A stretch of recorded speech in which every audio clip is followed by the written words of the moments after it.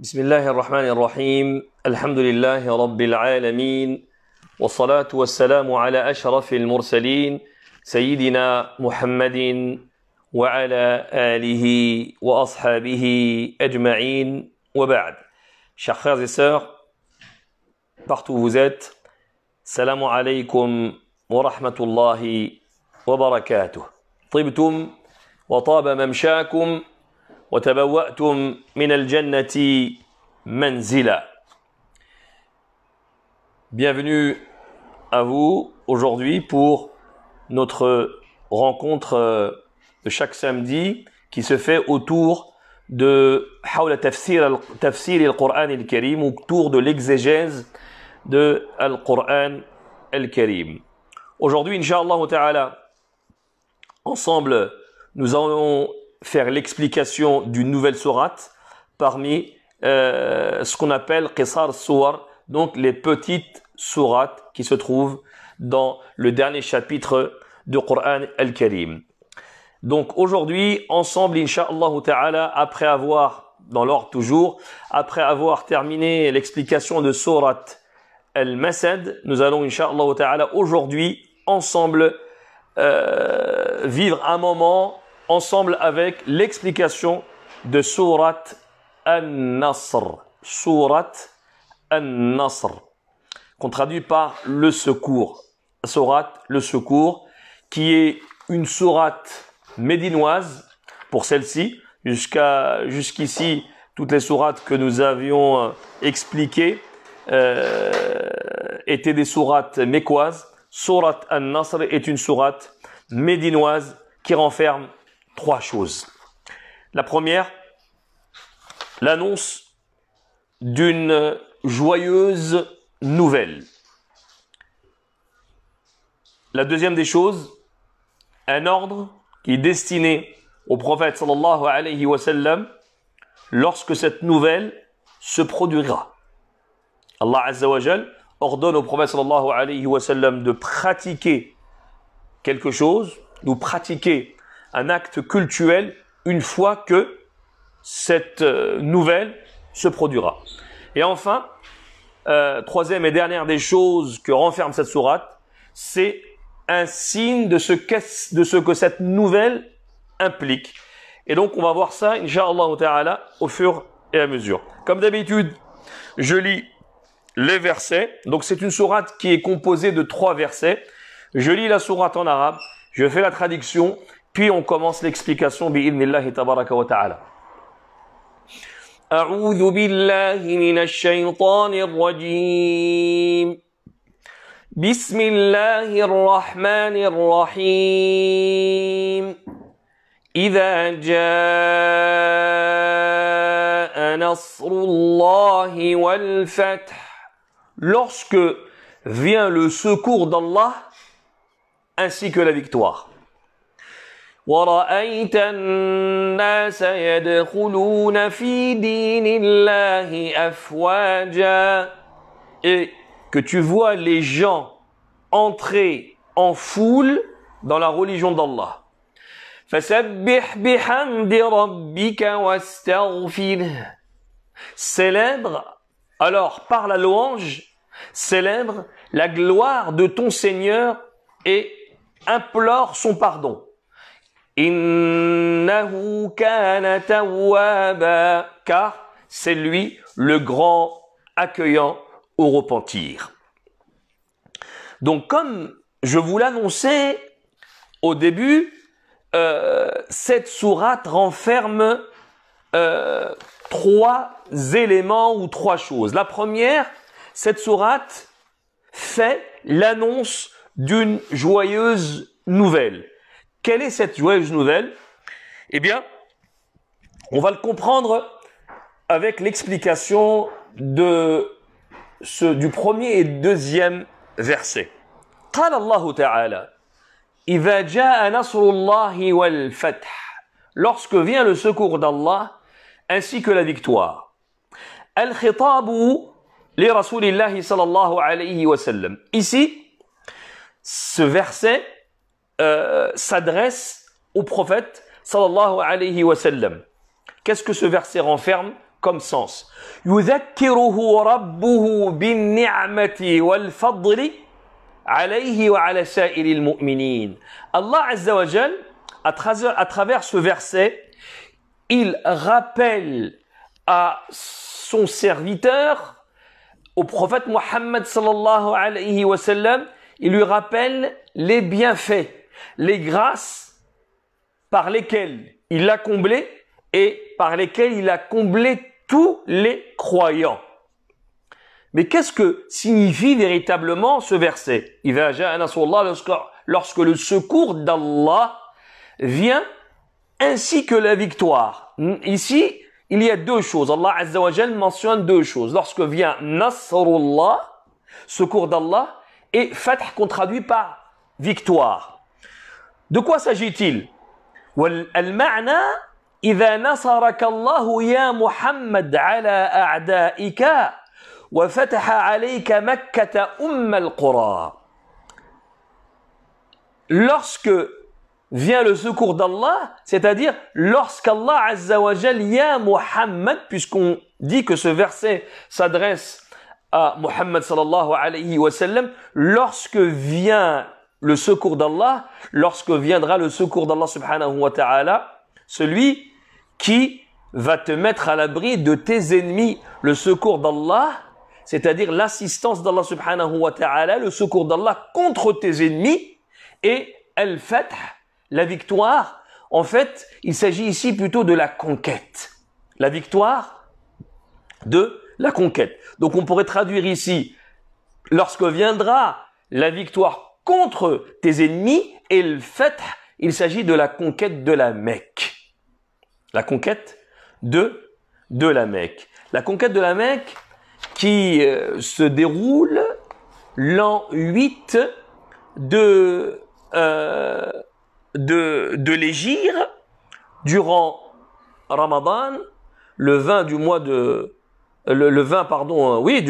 Ramadan, l'an 8 de l'Hégire. Sauf que ici, cette sourate, les ulama ont divergé quant à la date ou la période de révélation de cette sourate. Il y a deux avis.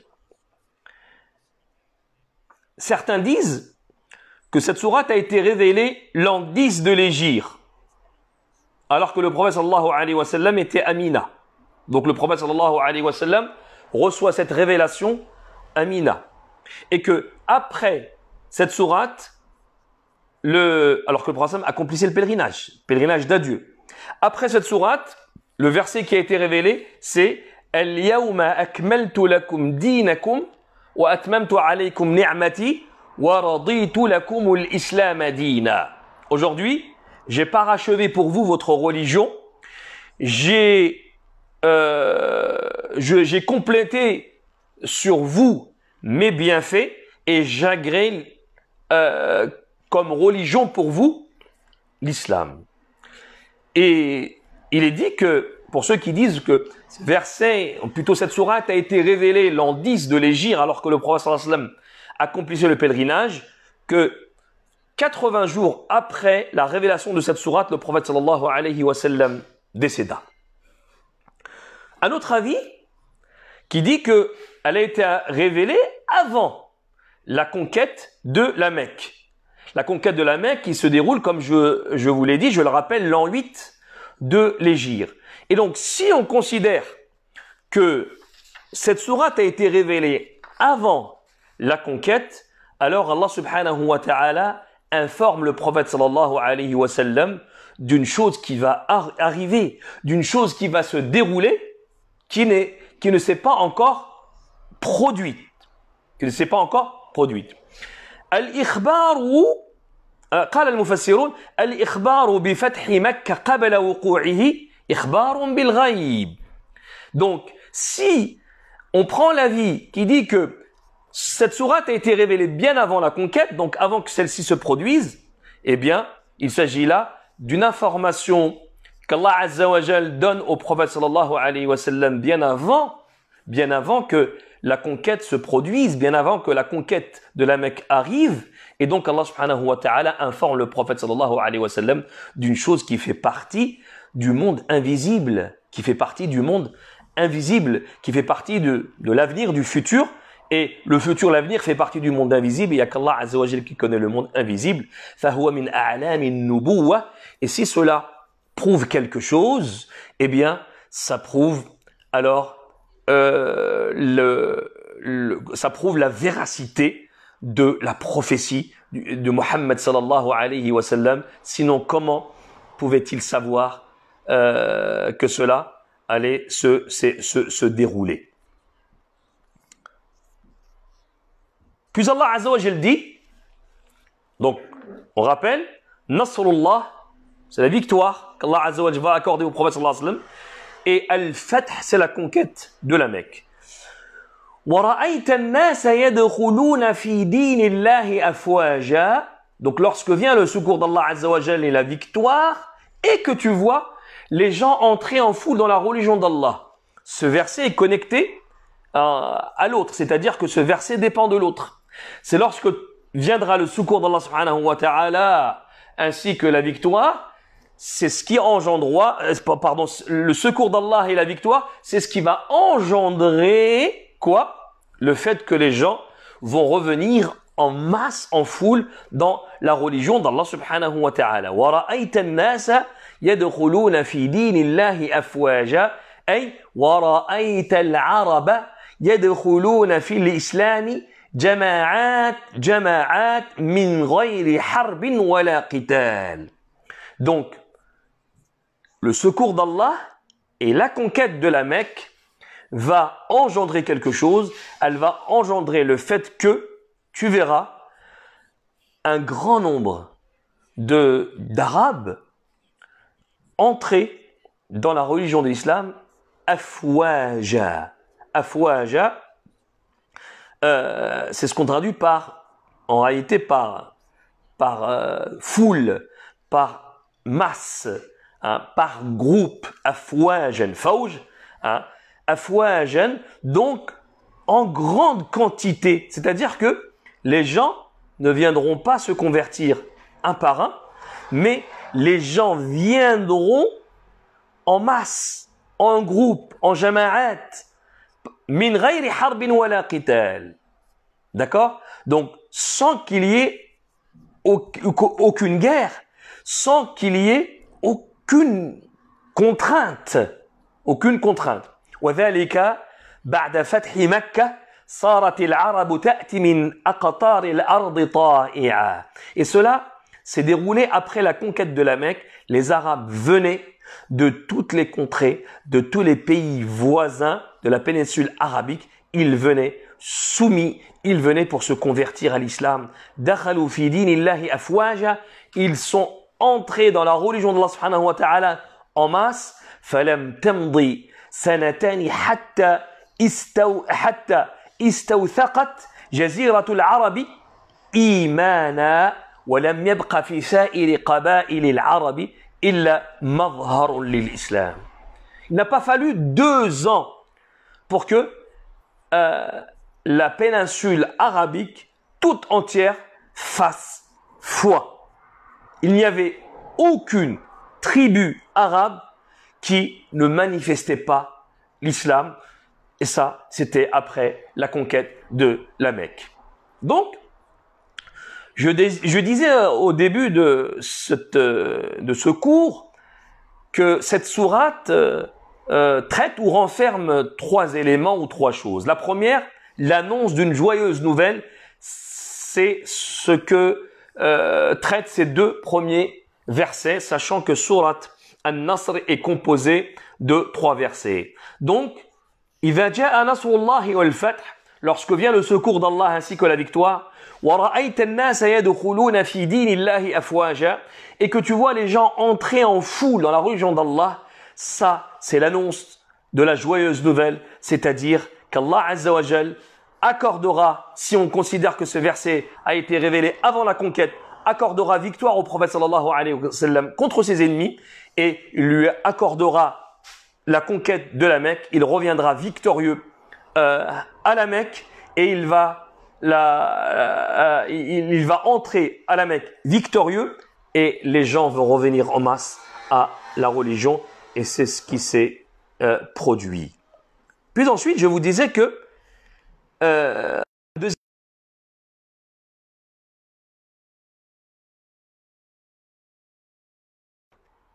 un ordre destiné au prophète sallallahu alayhi wa sallam lorsque cette nouvelle se produira, c'est-à-dire, en l'occurrence, lorsque Fath Makkah aura lieu, lorsque la conquête de la Mecque se produira. Qu'est-ce que c'est? C'est le verset suivant, dernier verset. فَسَبِّحْ بِحَمْدِ رَبِّكَ وَاسْتَغْفِرْ. Allah Azza wa Jal, il ordonne dans ce verset au prophète sallallahu alayhi wa sallam de remercier son Seigneur, de célébrer sa gloire accompagnée de la louange, puisqu'il dit فَسَبِّحْ بِحَمْدِ رَبِّكَ. فَسَبِّحْ بِحَمْدِ رَبِّكَ, ce qu'on traduit alors par la louange, célèbre la gloire de ton Seigneur. Donc Allah Azza wa Jal, ici dans ce verset, il ordonne au prophète sallallahu alayhi wa sallam de remercier son Seigneur, de célébrer sa gloire, célébrer la gloire accompagnée de la louange d'Allah subhanahu wa ta'ala, tout en lui étant reconnaissant pour le secours qu'il lui a accordé contre ses ennemis, la victoire éclatante, ce qu'on appelle en arabe al-fath al-mubin, et d'ailleurs, dans une sourate, Allah Azza wa Jal qualifie cette conquête ou cette victoire de victoire éclatante. Inna fatahna laka fathan mubina. Nous t'avons accordé une victoire éclatante en faisant allusion à la conquête de la Mecque. Donc, être reconnaissant à l'égard d'Allah Azza wa Jal pour ça et aussi pour la conversion en masse des gens. Fasabbih bihamdi rabbika. Allah Azza wa Jal lui ordonne deux choses. Allah Azza wa Jal ya'muru nabiyahu sallallahu alayhi wa sallam bi amrayn. Il lui ordonne deux choses. Al-amru al-awwal, la première des choses, at-tasbih kama qulna maqrunun bil hamd. C'est ce qu'on vient de mentionner, c'est le tasbih, c'est célébrer ou glorifier Allah subhanahu wa ta'ala accompagné de l'hamd, de la louange. D'accord? Accompagné de la louange. La deuxième des choses, al-amru thani al-istighfar. La demande de pardon. Al-istighfar. Il me semble que dans un dars qu'on avait consacré à l'istighfar, on avait expliqué qu'est-ce que l'istighfar, mais on va le rappeler. Allah Azza wa Jalla lui dit فَسَبِّحْ بِحَمْدِ رَبِّكَ وَاسْتَغْفِرْ. Et fait l'istighfar, c'est-à-dire al-istighfar huwa talabul maghfira. Al-istighfar, la traduction, la définition de l'istighfar, c'est demander al-maghfira. Ce qu'on traduit souvent par pardon. Mais en réalité, al-maghfira awsa' min dhalik. Al-maghfira, c'est un sens beaucoup plus large que le pardon uniquement. Al-maghfira, comme l'ont défini nos éminents savants, huwa sitrullahi ta'ala ala 'abdihi dhunubahu ma'a mahwiha wa tajawuzi anha. C'est quoi al-maghfira? Donc, al-istighfar, c'est demander. D'accord? Al-istighfar, c'est demander le pardon d'Allah. Ou plutôt, on va dire demander le maghfira. Qu'est-ce que le maghfira? Le maghfira, c'est la couverture d'Allah Azza wa Jal. C'est qu'Allah subhanahu wa ta'ala couvre son serviteur de ses péchés et en plus de ça, il lui efface, donc il ne les dévoile pas. Allah Azza wa Jalla fait en sorte que ces péchés ne sont pas dévoilés au grand jour, mais en plus de ça, Allah non seulement il les pardonne, mais en plus il les efface. Nuance. Ce sont deux choses qui qu'on peut distinguer l'une de l'autre. Allah te les a pardonnés ne signifie pas forcément qu'il les a effacés. Il te les pardonne, le maghfira, c'est qu'il soit pardonné, mais qu'il soit effacé du registre وَالتَّجَاوُزِ عَنْهَا. Et Allah subhanahu wa ta'ala les outrepasse. Il les outrepasse. En quelque sorte, il n'existe plus. C'est ça, talabul maghfira, c'est ça l'istighfar. وَهَذَا غَايَةُ مَا يُرِيدُ الْعَبْدِ. Et ça, c'est ce que recherche chaque serviteur. C'est ce que demande chaque serviteur. لأن العبد كثير الذنب يحتاج إلى مغفرة. إن لم يتغمده الله عز وجل برحمته هلك. Parce que le serviteur est pécheur. Le serviteur est un grand pécheur. Il a besoin de la maghfira d'Allah subhanahu wa ta'ala. Et c'est pour ça que si on n'est pas couvert par la miséricorde d'Allah subhanahu wa ta'ala, malheureusement, on est voué à la perte. Nous sommes voués à la destruction. Comme a dit le prophète sallallahu alayhi wa sallam, قال النبي صلى الله عليه وسلم لن يدخل أحد منكم الجنة بعمله. Aucun de vous n'accédera au paradis par ses actions. Aucun de vous n'accédera au paradis par ses actions. Sahaba, étonnés, ont demandé au prophète sallallahu alayhi wa sallam, قالوا ولا أنت يا رسول الله. Même toi, au prophète d'Allah, tu n'accéderas pas au paradis par tes actions. Il leur dit ولا أنا إلا أن يتغمدني الله برحمته. Même moi, sauf si Allah Azza wa Jal me couvre de sa miséricorde. Donc, Allah Azza wa Jal, dans ce verset, il ordonne au prophète sallallahu alayhi wa sallam de célébrer la gloire de son Seigneur par la louange, donc accompagné par la louange, et d'implorer son pardon. Puis, toujours dans le troisième verset, فَسَبِّحْ بِحَمْدِ رَبِّكَ وَاسْتَغْفِرْهُ إِنَّهُ كَانَ تَوَّابًا. Car c'est lui, le grand accueillant au repentir. Ay, innahu jalla wa ala kathiru at-tawba. Autrement dit, Allah subhanahu wa ta'ala, et vous savez que tawwaba, cette forme en arabe, lorsque on double la lettre, ici on a doublé la lettre, tawwaba, cette forme-là signifie kathir, signifie en grande quantité. Et puisqu'ici il s'agit de tawwaba, du repentir, ça veut dire qu'Allah Azza wa Jal et Allah Azza wa Jal, c'est lui qui est grand accueillant au repentir. Azimur rahmati li ibadihi al-mu'minin. Sa miséricorde est énorme quant à l'égard vis-à-vis des mu'minin, des croyants.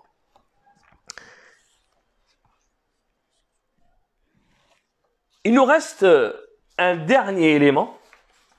Je vous disais que cette sourate renferme trois choses. L'annonce d'une joyeuse nouvelle, nous l'avons vu dans le premier et deuxième verset. Il s'agit du secours d'Allah Azza wa Jal. Il s'agit de la victoire éclatante qui est la conquête de la Mecque. Puis un ordre destiné au prophète sallallahu alayhi wa sallam lorsque cette nouvelle se produira, c'est-à-dire lorsque la victoire éclatante se manifestera, lorsque la conquête de la Mecque se produira. Il s'agit de fasabbih bihamdi rabbika wastaghfir. Il s'agit de, par la louange d'Allah, célébrer la gloire d'Allah subhanahu wa ta'ala, wastaghfirhu, et d'implorer son pardon. Quant à la dernière des choses, c'est un signe de ce que cette nouvelle implique. Eh bien, ça c'est ce que on peut déduire plutôt de l'interprétation de cette sourate comme l'a interprété as-sahaba. Il s'agit en réalité de quoi? Il s'agit de la mort, de l'annonce de la mort du prophète sallallahu alayhi wa sallam. هذه السورة الكريمة فيها نعي النبي صلى الله عليه وسلم. Cette sourate annonce en réalité la mort proche du prophète sallallahu alayhi wa sallam. Comme je vous le disais tout à l'heure, si on part du principe que cette sourate a été révélée à Mina l'an 10 de l'Hégire, alors que le prophète sallallahu alayhi wa sallam accomplissait le pèlerinage, alors on en déduit que le prophète sallallahu alayhi wa sallam n'a vécu que quelques jours après la révélation de cette sourate, puis il rendra l'âme, exactement 80 jours après. Donc, je disais que cette sourate fait l'annonce d'une mort prochaine du prophète sallallahu alayhi wa sallam. Une mort imminente. وَلِهَذَا تُسَمَّى سُورَةُ التَّوْدِيعِ. Et c'est pour ça que aussi, cette sourate est appelée et nommée Sourate at-Tawdi', la sourate de l'adieu. De l'adieu. Pourquoi? Parce qu'elle fait les adieux au prophète sallallahu alayhi wa sallam. Lui-même, le prophète sallallahu alayhi wa sallam l'a dit à Ummuna Aisha radiyallahu anha, lorsque cette sourate a été révélée, il a dit Ma arahu illa hudur ajali. Il dit cette sourate n'est en réalité que l'annonce de ma mort. Omar radiyallahu anhu,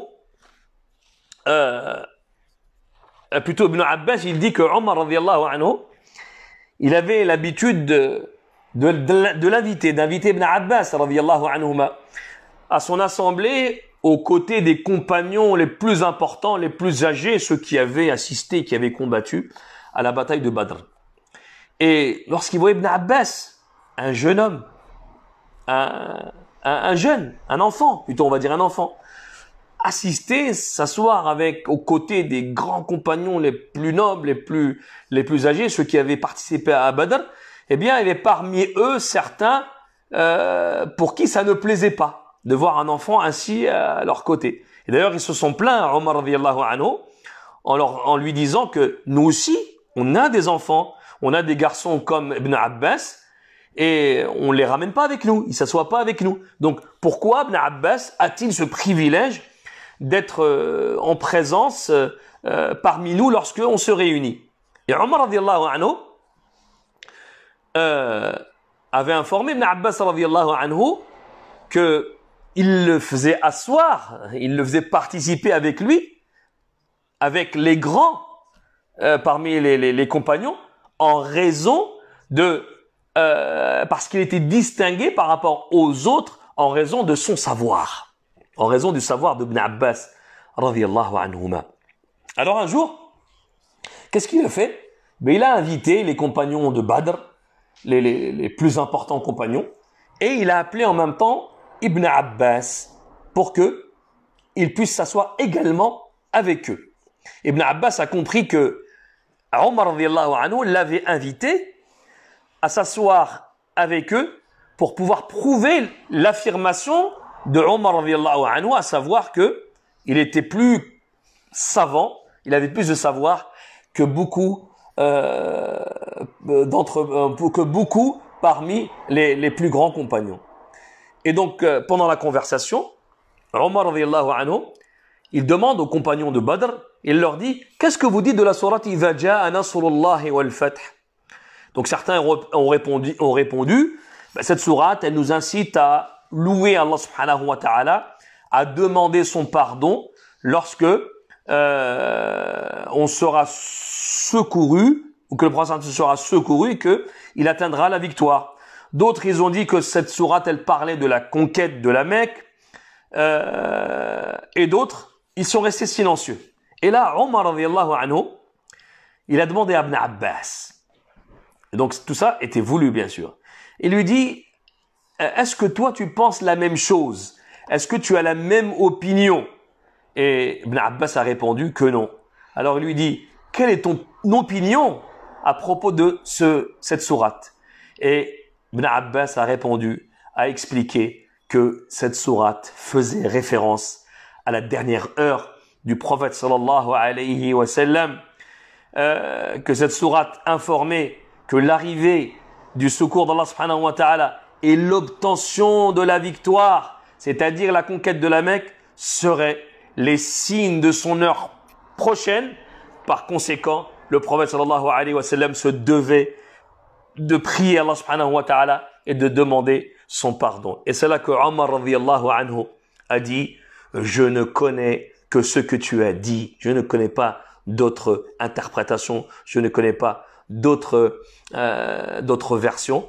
Dans une autre tradition, on rajoute que Omar radiyallahu anhu, il a dit aux compagnons qui lui faisaient des reproches, pourquoi tu fais assister Ibn Abbas parmi nous alors que nous avons aussi des garçons qui n'assistent pas. Il leur a dit aux compagnons, comment pouvez-vous me blâmer quand vous avez vu vous-même? Pourquoi j'invite ce garçon à se joindre à nous?